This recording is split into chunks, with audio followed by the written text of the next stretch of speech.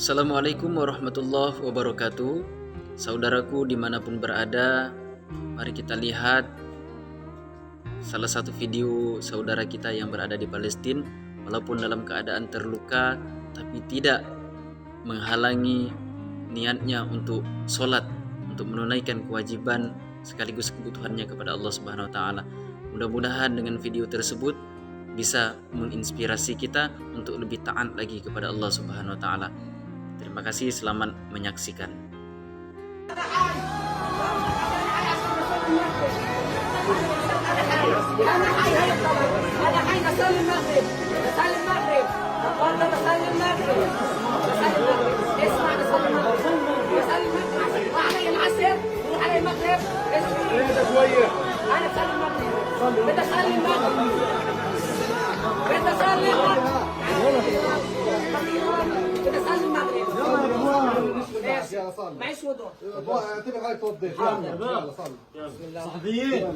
Tadi sudah kita lihat bersama-sama salah satu video yang menggambarkan keadaan saudara kita di Palestina, mengingatkan kita tentang keimanan yang diperlihatkan oleh Siti Masito pada masa Fir'aun. Walaupun dipaksa oleh Fir'aun dan diancam untuk menceburkan anak beserta Siti Masito ke dalam kuali yang berisikan minyak yang mendidih, tapi Masya Allah tak sedikit pun menggetarkan hatinya, tak sedikit pun menyurutkan untuk mentauhidkan Allah Subhanahu wa Ta'ala. Tapi lihat, tatkala Siti Masito dan anaknya diceburkan ke dalam kuali yang berisikan minyak yang panas, tapi atas izin Allah Subhanahu wa Ta'ala jasad mereka semerbak harum. Karena orang-orang yang beriman dan bertakwa secara istiqomah kepada Allah Subhanahu wa Ta'ala, mereka sudah merasakan kenikmatan di surga. Mereka sedikit pun tidak merasakan sakitnya sakaratul maut. Masya Allah, kembali kita diperlihatkan oleh saudara-saudara kita di Palestina.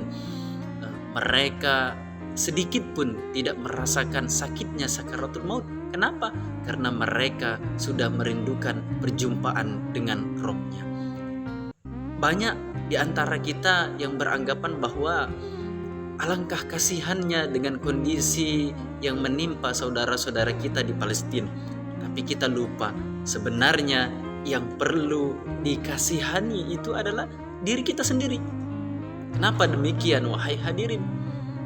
Karena saudara kita di Palestina, mereka sedikit pun tak gentar dengan musuh-musuh Allah Subhanahu wa Ta'ala, kalaupun nyawa sebagai taruhannya.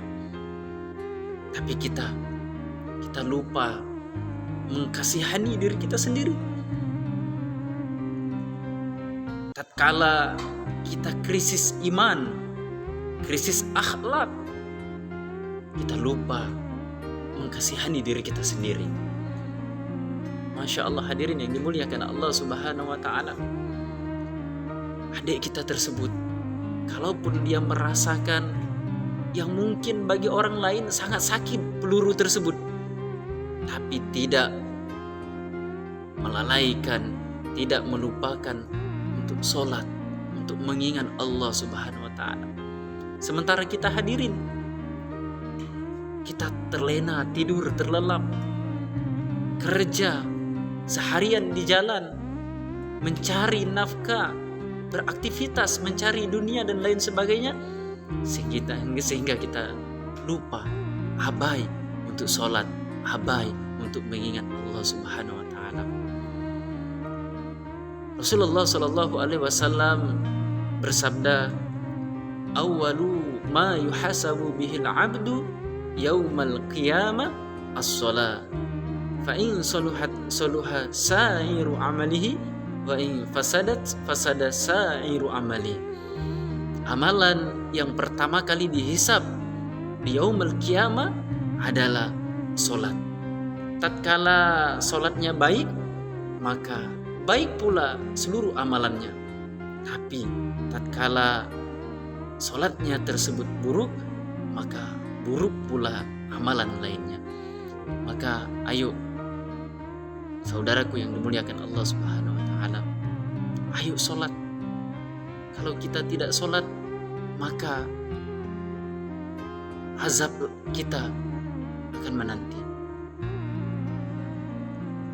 Kalau kita tidak sholat, maka binasalah kita.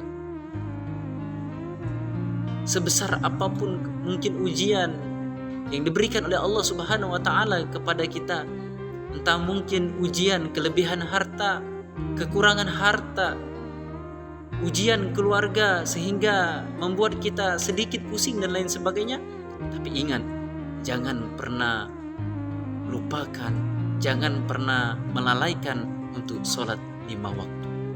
Maka hadirin yang dimuliakan Allah Subhanahu wa taala, salah satu musibah terbesar bagi seorang mukmin adalah berani meninggalkan sholat 5 waktu secara sengaja. Allah Subhanahu wa taala ingatkan kepada kita, ma salakakum fi sakor, apa yang menyebabkan kalian masuk ke dalam neraka sakor? Qalu lam naku minal musyolin. Naka minal musallin. Dahulu kami bukanlah orang-orang yang menjaga sholat. Maka dikatakan di dalam tafsir Ibnu Katsir bahwa neraka sakor ini hadirin dihuni oleh 19 malaikat jabaniyah yang mereka kondisi fisiknya besar tinggi, sangat menakutkan. Neraka sakor ini apabila apinya menyentuh kulit kita, maka akan hangus sampai tulang belulangnya terbakar. Nauzubillah summa nauzubillah. Belum lagi hadirin, azab orang-orang yang meninggalkan sholat secara sengaja. Tidak hanya di neraka, tidak hanya di kuburan, melainkan di dunia pun diazab oleh Allah Subhanahu wa taala. Allah tidak ridho, Allah tidak ikhlas ia hidup di bumi ini. Maka mau lari kemana kita wahai hadirin? Kalau Allah Subhanahu wa taala tidak ridho kita tinggal di dunia ini, belum lagi di kuburan. Kala orang-orang yang sengaja berani meninggalkan sholat 5 waktu, maka nantinya ia akan didatangi ular sujaul akro, yakni yang diperintahkan oleh Allah Subhanahu wa taala untuk menyiksa, untuk mengazab orang-orang yang sengaja meninggalkan sholat. Nauzubillah subhanahu wa ta'ala. Lalu kemudian belum lagi di neraka tadi, mereka masuk ke dalam neraka sakor. Nauzubillah subhanahu wa ta'ala. Hadirin, hidup di dunia ini hanyalah singkat. Maka dunia ini hanyalah sebuah persinggahan, di mana hidup yang sebenarnya, hidup yang abadi, hidup yang lama adalah kampung kita yang sebenarnya adalah kampung akhirat. Maka ayo fastabiqul khairat, berlomba-lomba dalam kebaikan. Ayo sholat sebelum kita disolatkan. Ayo ke masjid sebelum kita digotong menuju masjid. Ayo berwudu sebelum kita diwudukan. Terima kasih. Al-afu minkum. Wassalamualaikum warahmatullahi wabarakatuh.